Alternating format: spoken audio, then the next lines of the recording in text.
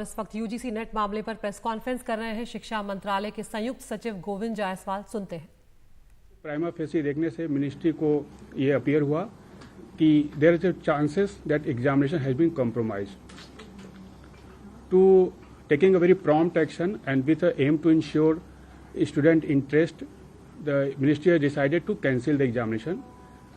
Next day of examination जल्दी ही convey कर दी जाएगी और इसके साथ ही मैटर को सीबीआई को भी रिफर कर दिया गया है ताकि जो भी पॉसिबल अगर कोई ऐसा इन्वॉल्वमेंट है तो सभी लोगों को उनको खिलाफ कार्रवाई की जा सके।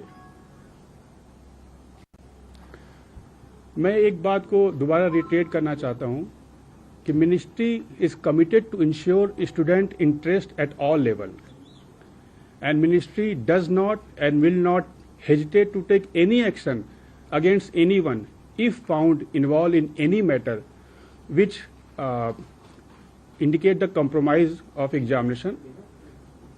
स्टूडेंट्स का हित हमारे लिए सर्वोपरि है और हम सभी कमिटेड हैं और सभी एजेंसी के साथ हम काम कर रहे हैं और इसीलिए प्रोएक्टिव स्टेप लिया गया है ताकि कोई भी ये क्लेम न कर पाए कि स्टूडेंट्स के हित की किसी भी तरह की कोई कम्प्रोमाइज की जा रही है। धन्यवाद। Now yes, the question and answer session, please. Just a second. So now we'll have the question and answer session. Please just introduce yourself before asking. One at a time. One by one. Neeraj Pandey, ABP News. मेरा सवाल आपसे ये है, NTA को किस प्रकार के input मिले थे और क्या एनटीए के कुछ ऑफिसर्स या उनके कर्मचारियों का भी इस मामले में इन्वॉल्वमेंट है या कुछ कोचिंग संस्थानों का भी कुछ इन्वॉल्वमेंट नजर आ रहा है आपको? इनपुट यूनिवर्सिटी ग्रांट कमीशन को मिले थे I4C के द्वारा, जो कि मिनिस्ट्री ऑफ होम अफेयर के अंदर काम करता है। वो इनपुट टेक्निकल नेचर के थे और प्राइमा फेसी ये अपीयर हुआ था कि exam it might have compromise. अभी तक किसी डायरेक्ट लेवल की बात नहीं हुई थी एंड ये प्रोगेटिव इन्वेस्टिगेटिंग एजेंसी का है कि they inquire the matter and check and possible collision at any level. We are again saying collision at any level if found. We are very much ready to take action against anyone.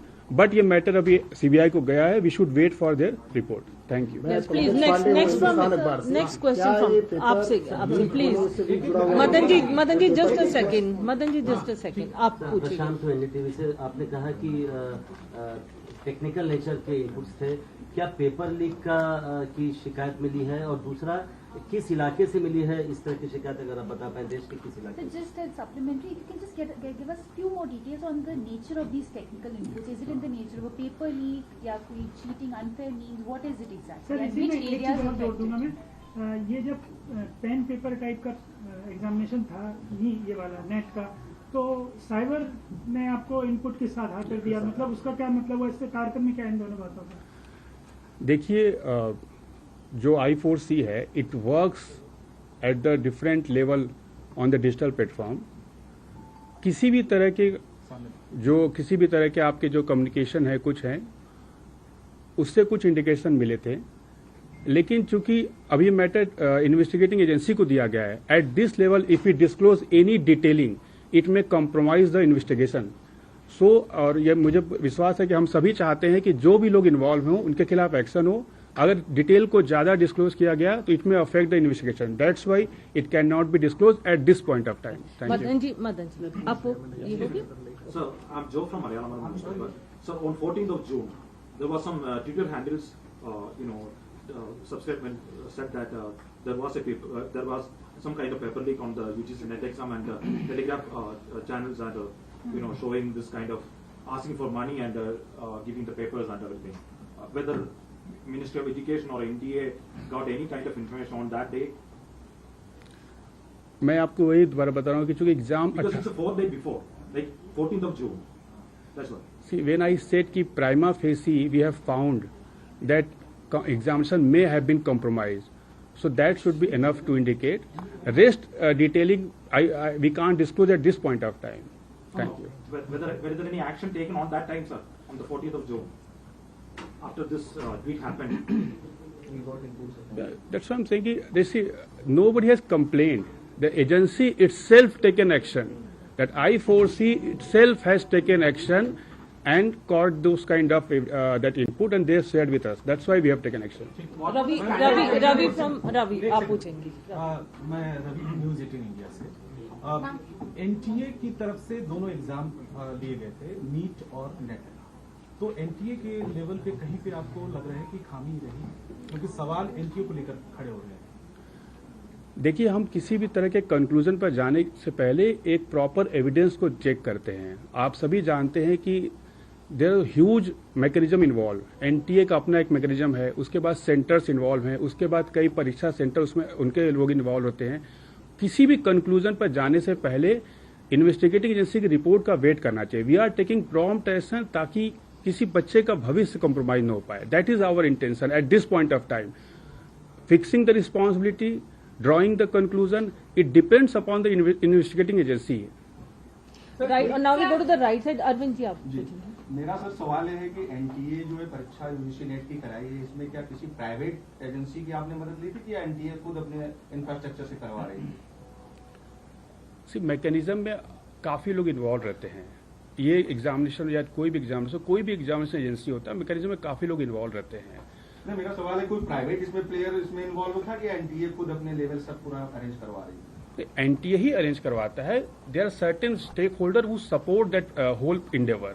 नहीं, इसमें आ रहा है कोई private agency इसमें involve है, ऐसा आपको? That's what I am saying कि आप कंक्लूजन की बात कर रहे हैं. That we don't want to make any statement on that. ये जो एग्जाम है हर साल 18 से कंप्यूटर बेस्ड टेस्ट है. इस साल pen and paper OMR sheet, you can tell us why that happened and could that in any way be related? Did that make it any easier for the exam to be copied? One question on the इसी में same चीज में एक चीज और जोड़ना है कि इस बार जो सेंटर्स पड़े थे उन पर मिक्सिंग ऑफ सब्जेक्ट्स के एग्जाम नहीं हुए. जैसे कोई एक सेंटर अभी हमने बात की थी मध्य प्रदेश में भोपाल का मिला, तो एक सेंटर था उस पर केवल जर्नलिज्म का पेपर था, जबकि पहले का तरीका ये है कि अलग अलग सब्जेक्ट के बच्चे उस सेंटर पर रहते हैं. तो एक ही सब्जेक्ट का होने से तो कंप्रोमाइज होने की गुंजाइश ज्यादा है. सर, एक ही चीज इसमें और ऐड कि पिछले महीने ही बच्चों को पता चला कि उनको इस बार ऑफलाइन एग्जाम देना है. पहले जब वो फॉर्म भर रहे थे इस परीक्षा का तो उन्हें ये नहीं पता था कि इस बार उनकी परीक्षा ऑफलाइन होने वाली है. देखिए, 83 सब्जेक्ट्स के एग्जाम लिए गए थे. उसमें काफी कॉम्प्लेक्स प्रोसेस भी होता है, और जो भी स्टेप लिए गए थे एनटीए के द्वारा पहले के एक्सपीरियंस के द्वारा, ताकि उसको और इम्प्रूव किया जा सके. बट अगर कोई इशू है, that's why I am saying कि it is at very prima facie level. Government has taken proactive step. Nothing should be concluded at this level. But क्या स्टेप है, क्या उसमें फैक्ट इन्वॉल्व है, that is a matter of investigation. नहीं sir, ये जो format बदला गया हाँ, उसका क्या so what is the reason for that? You said it's based on experience. What is that experience based on? मतलब कंप्यूटर बेस्ड का क्या एक्सपीरियंस खराब था कि पेन एंड पेपर करना पड़ा? खराब नहीं था. See, experience was not bad. The matter is how can we can further improve. See, every learning gives a indication कि you can improve certain aspect. जब आप पेन एंड पेपर ले आते हैं, कई बार स्टूडेंट की इशू भी आते हैं कि इसको इस फॉर्मेट में लेना चाहिए.